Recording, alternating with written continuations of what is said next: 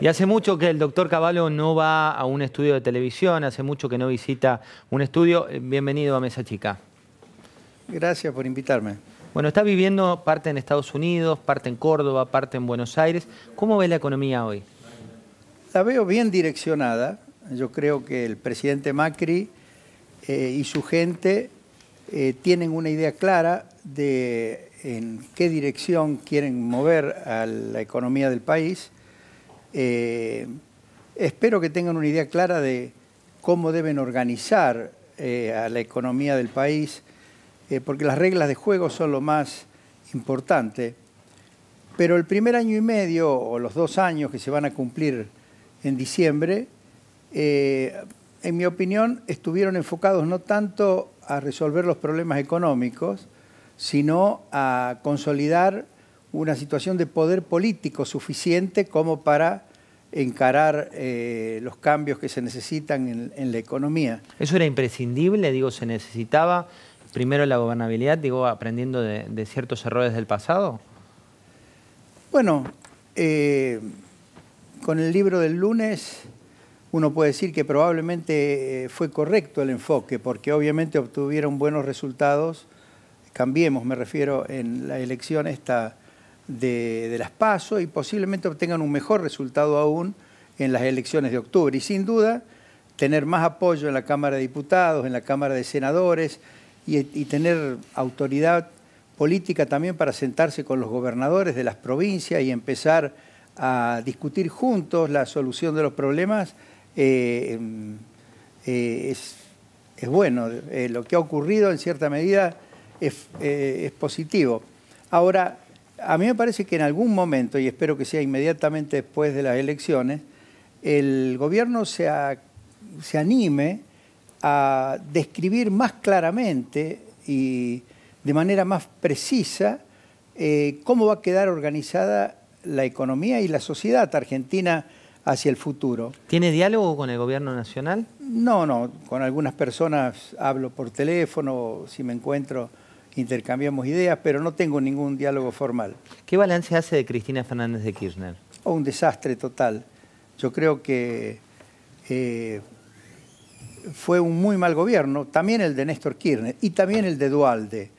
A mí no me gusta distinguir, hablar de los 12 últimos años. ¿Y los anteriores? No, el problema de la Argentina son los últimos 14 años, porque se dio marcha atrás en materia de organización de la economía, en una dirección que había probado ser totalmente inconducente. Argentina funcionó como lo ha hecho en estos últimos 14 años, desde que asumió el poder Duhalde hasta que lo dejó Cristina Kirchner, con una organización prácticamente idéntica a la que funcionó entre 1945 y 1990. Esos 45 años, que fueron los años de una economía totalmente aislada del mundo, desintegrada del mundo, muy mal organizada internamente, con una gran discrecionalidad de los funcionarios, con mucha ineficiencia. Esa nos hizo perder posiciones en el mundo y deterioró la calidad de vida de los argentinos de una manera impresionante. Y terminó en hiperinflación en el 89, 90. Después vino una reforma económica. Esa reforma económica volvió a reinsertar a Argentina en el mundo, pero además modernizó todas las estructuras de la economía argentina. Y lamentablemente, una crisis financiera como la que se produce en muchos países del mundo, y últimamente se produjeron hasta en los Estados Unidos, en Europa, una crisis financiera permitió que se hiciera del poder un grupo absolutamente retrógrado, que llevó todo hacia atrás, reintrodujo todos los defectos que tenía la economía argentina en esos 45 años de estancamiento, inflación, aislamiento. Y bueno, y ahora Macri heredó una situación muy parecida a la que dejaron los gobiernos populistas hasta 1990. Cavallo, si pudiera volver el tiempo atrás, ¿qué cambiaría de su gestión? Yo no quiero hablar de lo de atrás, yo quiero hablar hacia adelante. A mí me parece que lo muy importante es que el gobierno de Macri se anime a explicar como en su momento lo hicimos nosotros en los 90, hacia dónde iba a ir la economía argentina. Antes que nada, explicárselo a los inversores argentinos, a los empresarios argentinos, a los trabajadores argentinos, porque la confianza afuera, como para que acompañen con inversiones de afuera, se va a recuperar plenamente cuando se hayan convencido los propios inversores y empresarios argentinos y también los trabajadores argentinos. Tienen que hacer una gran tarea de explicación de cómo quieren dejar organizada la Argentina. En lo político, el gobierno insiste en las buenas reglas de juego de la Constitución Nacional, en avanzar hacia una verdadera república, a un sistema verdaderamente democrático, con transparencia, participativo. ¿Ves similitudes ahora y los 90, entre ahora y los 90? No, yo veo similitudes entre la herencia que recibió Macri y la herencia que recibimos nosotros, yo no diría del gobierno de Alfonsín, porque ese fue el último eslabón, de 45 años de una economía totalmente populista, como le llama Fernando Iglesias, que creo que va a estar acá. Ahora, el populismo, ojalá haya una revolución en contra del populismo, como él dice en el artículo de hoy de La Nación. Pero no se puede decir que el populismo existió en la Argentina en los últimos 25 años. No es así. El populismo nació en la Argentina a mediados de la década del 40. Los gobiernos fueron casi todos, los gobiernos, salvo quizás el de Frondizi, fueron populistas, aislacionistas, estatistas, discrecionales, y de todos los signos políticos, radicales, militares, peronistas, por supuesto. Después hubo una década de eso que ahora llaman el neoliberalismo, pero que era simplemente la modernización y la organización de la economía como están funcionando en los países exitosos del mundo. Quedó mucha gente afuera del sistema también, ¿no? En su momento. Bueno, en su momento bajó la desocupación, aumentaron los ingresos, mejoró todo. Lo que pasa es que hubo un momento en que Menem también, y yo diría que los populistas que también acompañaban al gobierno de Menem, que no eran todos, pero... ¿Quiénes siempre eran? Bueno, no voy a hacer nombres, pero obviamente que Menem en el año 96, después que superamos la crisis tequila, creía que ya estaba totalmente resuelto todo en materia económica y social en la Argentina. Y ahí los banqueros empezaron a ofrecer crédito a mansalva a la Argentina, y Argentina se endeudó no para seguir modernizando al país, para seguir mejorando la infraestructura, cosa que se había hecho con bastante sacrificio en los 6 años anteriores, sino que se endeudó para ya gastos superfluos. ¿Se puede repetir esa historia ahora? Yo espero que no se repita, y en eso confío en el buen criterio de Macri y de sus asesores. Haber recurrido al endeudamiento, obviamente con el déficit fiscal que dejaba el gobierno de Cristina, era algo inexorable. Ahora, yo espero que después de las elecciones el gobierno de Macri advierta que vale la pena endeudarse o que se endeude el sector privado para financiar las inversiones muy importantes que se necesiten en la Argentina. Pero el sector público rápidamente deje de financiarse con deuda, deje de financiarse con emisión monetaria y realmente se organice como estuvo organizado durante 6 o 7 años entre 1991 y 1996, 1997. Eso es clave.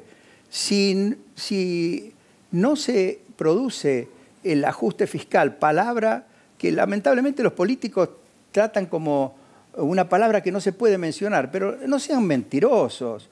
El país no puede seguir funcionando con un nivel de gasto público como el que hay actualmente, y mucho menos con un nivel de imposición, de ¿Qué cobranza políticos de son impuestos. mentirosos hoy? Bueno, los más mentirosos de todos. Bueno, Cristina ya se recibió de mentirosa nata, digamos, o sea que todo lo que dice es mentira. el relato de ellos es una gran mentira.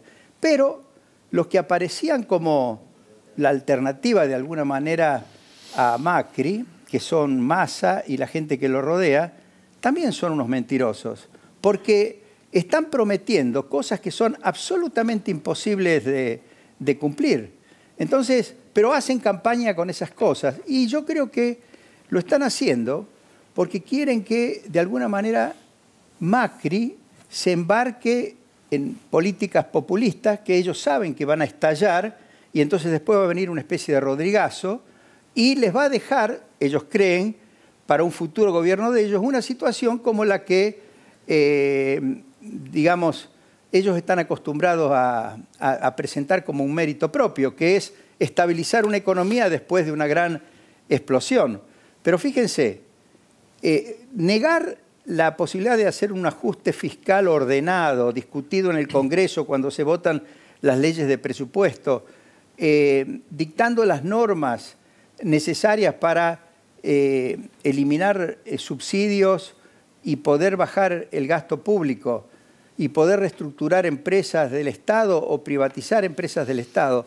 Todo eso es una tarea difícil, pero es inexorable. ¿Usted cree que habría que reprivatizar? Salvo que la alternativa sea la que yo creo que tiene en mente la gente que rodea a Massa.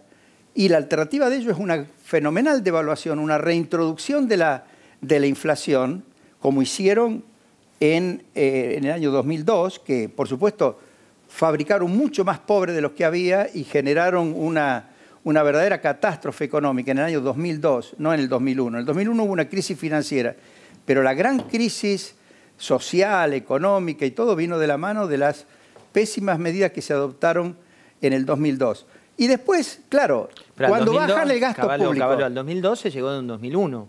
Sí, pero mediante un golpe institucional en diciembre del 2001. ¿no? Pero digo, ¿el efecto fue en 2002 y la causa fue 2001? ¿O usted dice que no, la causa fue las medidas que se tomaron en el 2002.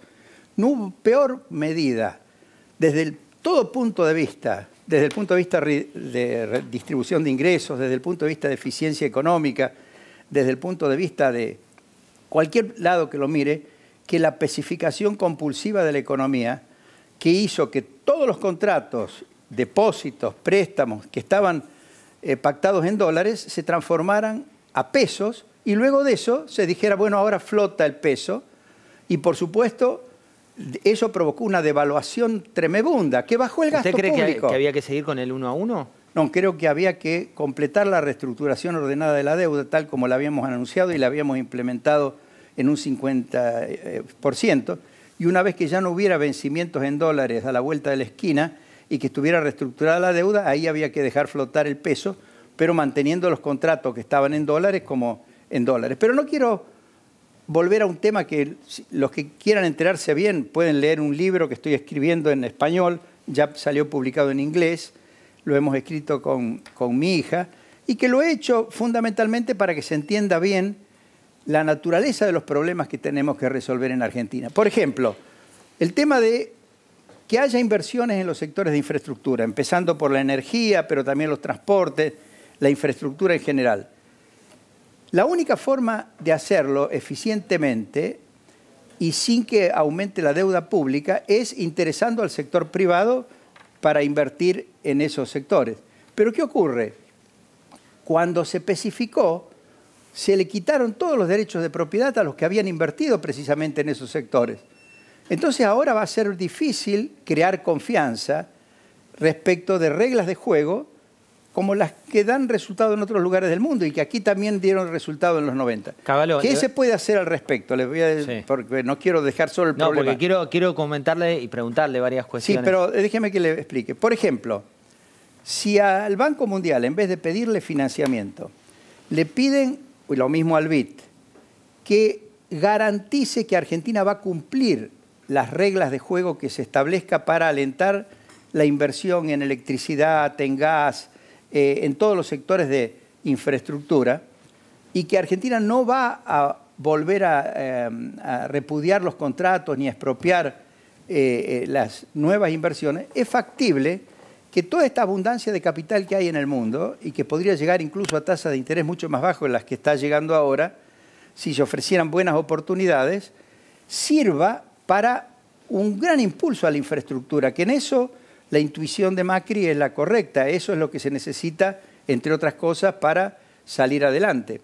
Pero es necesario realmente crear confianza en los que tienen que poner su dinero, comenzando por los propios argentinos, porque los inversores del exterior van a venir cuando vean que los empresarios argentinos, que pueden ser socios de ellos, ven claro cómo y por qué están apostando su dinero dentro de la Argentina. Aquí en Mesa Chica tenemos una fórmula que es, ¿cómo se lleva con Twitter?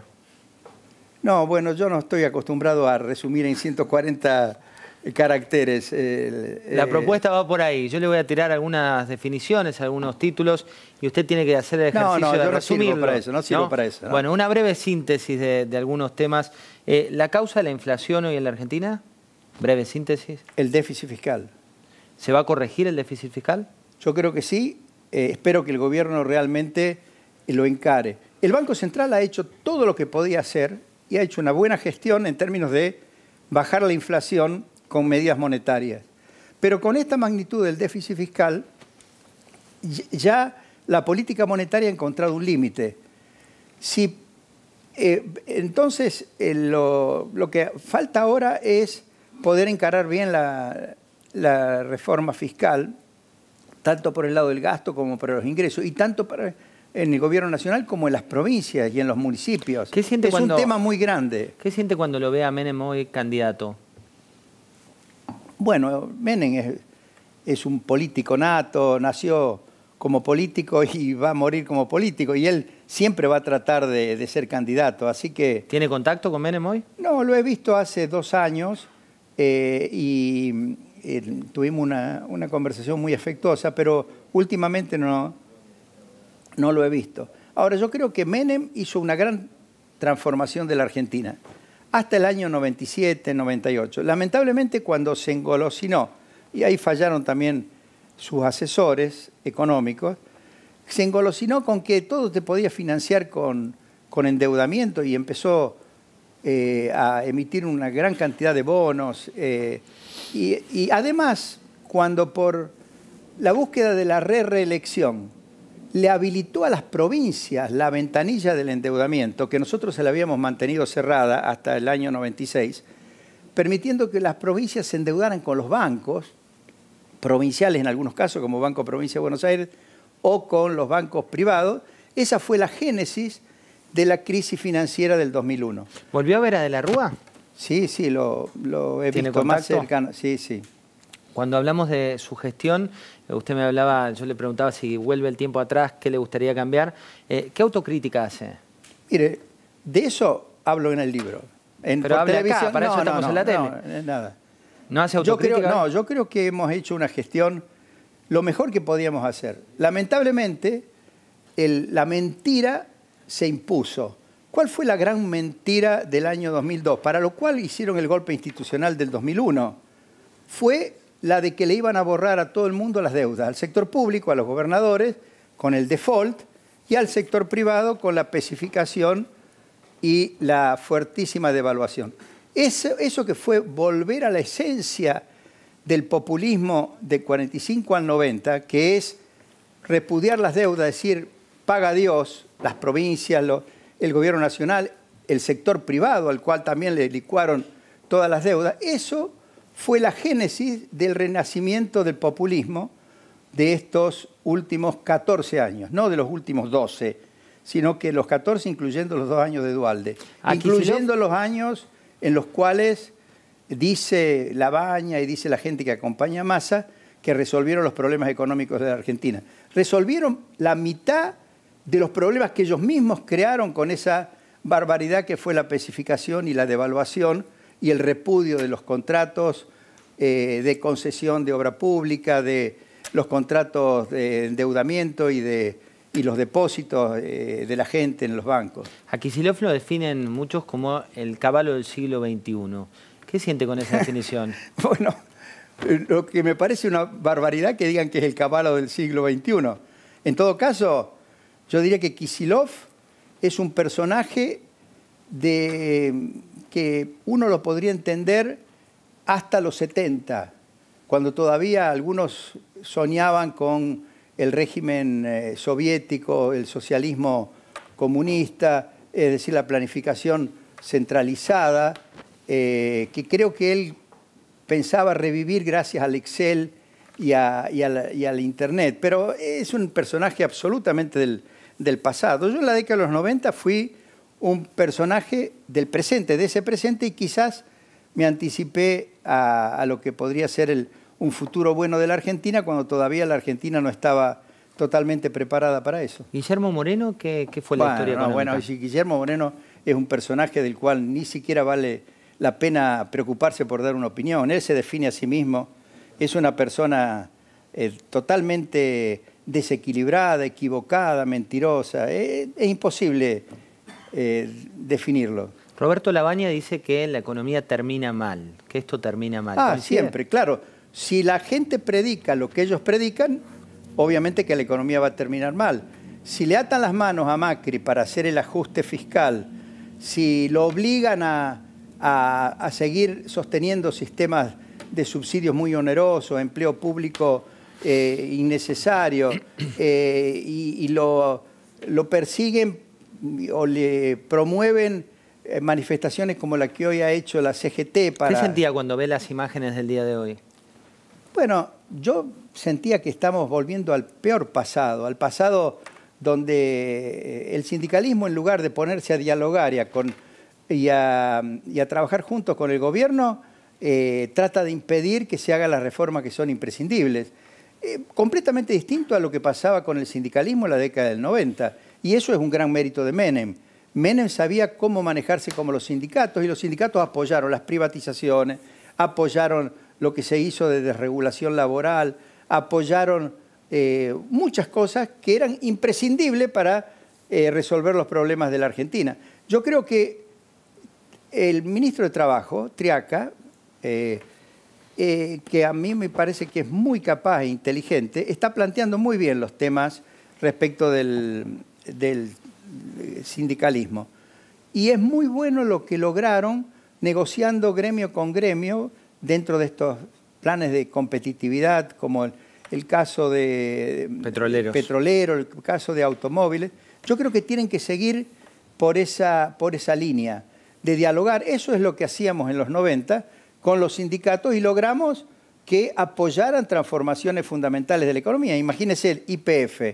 YPF, Extensoro, con el apoyo, por supuesto, de Carlos Bastos, que definía las reglas, y con mi apoyo y sobre todo con el apoyo de Menem, negoció con los sindicatos petroleros y produjo una transformación de YPF que la transformó en una empresa muy eficiente, y logramos en una década no solo autoabastecernos en petróleo y gas, sino incluso exportar. ¿Qué le dice? Todo eso fue al diablo con Duhalde y con los Kirchner. ¿Qué le dice hoy Sonia, tantos años después de haber pasado por el gobierno?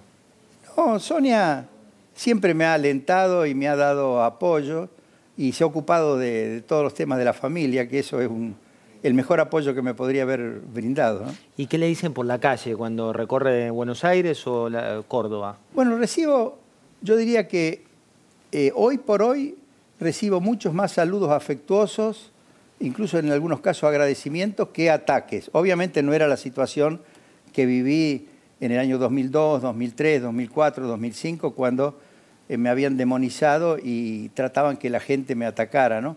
Pero incluso cuando di una conferencia entre 1000 personas en la Universidad Católica, este señor, al cual acaban de echar del Banco Central, afortunadamente, porque iba a causar muchos males ahí dentro del Banco Central, con el apoyo de la hija de la Procuradora General, Gils Carbó, y otra gente de ese entorno, fueron y organizaron una manifestación ahí en la Universidad Católica, tiraron huevos. Obviamente, esa gente los ayudó Quebracho, o sea, utilizaban de respaldo para esa gestión a la gente de Quebracho, ¿no? Con ese tipo de accionar bien fascista o bolche, porque entre los bolcheviques y los fascistas hay poca diferencia en cuanto a la metodología que utilizan, me la aplicaron a mí y trataron de destruir mi imagen. Pero yo no quiero tener una imagen para la política. Lo que yo quiero es aprovechar mi experiencia, volcándola en libros como estos que he escrito y los que estoy escribiendo, y bueno, y algún reportaje como este, en el cual me pueda expresar y en el cual pueda transmitir lo que pienso. Pero no voy, usted me preguntaba por qué no voy a la televisión. Sí. Y no voy a la televisión porque a mí me parece que en esos programas donde a cada persona la dejan hablar 2 minutos y sale uno y grita, de ahí no puede salir absolutamente nada claro. Entonces, yo no sirvo para ese tipo de programas y por eso no voy. Pero yo creo que tengo un aporte para hacer y lo he venido haciendo. Escribo en mi blog, publico libros y doy conferencias cuando me invitan. Y sobre todo trato también de hacer tarea profesional, que afortunadamente hay mucha gente que quiere mi opinión desde el punto de vista profesional. En su momento tener un superministro, tanto Menem con usted o de la Rúa o después Labaña en la primera etapa, era como una señal distintiva. Ahora Macri decidió tener un gabinete licuado. ¿Es un acierto o un error? Quizás para esta etapa que está terminando con las elecciones a lo mejor fue un acierto, pero para una buena gestión tiene que haber por lo menos un ministro que tenga la autoridad para explicar en su conjunto el programa económico y dar cuenta del avance en materia del programa económico. Si ese ministro puede ser el jefe de gabinete o alguno de los otros ministros que están en el equipo económico, está bien, pero alguien tiene que estar como digamos, vocero y líder del equipo económico. Si no, lo tiene que hacer el propio presidente, pero el presidente tiene muchas responsabilidades más allá de la economía. Por ejemplo, una que está encarando muy bien la gobernadora de la Ciudad de Buenos Aires y también Patricia Bullrich, es el tema de la seguridad. La lucha, imagínense, la lucha contra el narcotráfico y crear condiciones de seguridad en la Argentina es algo muy, muy importante. Otra cosa muy importante es la educación, sin duda, y la salud. Entonces, de todos esos temas tiene que supervisar el presidente y ocuparse, además de la economía. Por lo tanto, sería bueno que, con la organización ministerial que quieran, pero que haya una persona que se pueda identificar como el líder del equipo económico y que explique y que sea el que digamos, le ayuda a la gente a entender hacia dónde vamos y cómo vamos a llegar al puerto que queremos conseguir o arribar. Caballo, Juan Carlos Schmid, que es uno de los hombres de la CGT, salió hoy a la cancha y esto decía. 1 de cada 3 argentinos no llega a fin de mes. Y esas familias no tienen ningún horizonte, ni para ellos, ni para sus hijos. Y a menos que querramos dejar a la vera del camino a todos esos compatriotas, no podemos cerrar nuestro corazón, nuestro compromiso con esa parte del pueblo argentino. Nosotros queremos un cambio. Todos nosotros también queremos un cambio. Bueno, que ayuden al cambio. Los sindicatos petroleros y los sindicatos de la industria automotriz, al entrar en conversaciones con el gobierno para crear condiciones que permitan la inversión en esos sectores, están contribuyendo al cambio. Ahora, con este paro yo no sé cómo van a contribuir al cambio. Si, por ejemplo, se ponen en contra de lo que ellos denominan flexibilización laboral. ¿De qué flexibilización laboral estamos hablando? ¿De precisamente esa que ha empezado a dar resultados en el rubro petrolero y en el rubro automotriz o de alguna otra? Yo creo que si quieren el cambio, como dijo Smith, lo mejor que pueden hacer es sentarse a dialogar con el gobierno sobre los problemas, sobre todo un gobierno que dice que está dispuesto al diálogo, que escucha a todas las voces. Cavallo, gracias. Muy bien.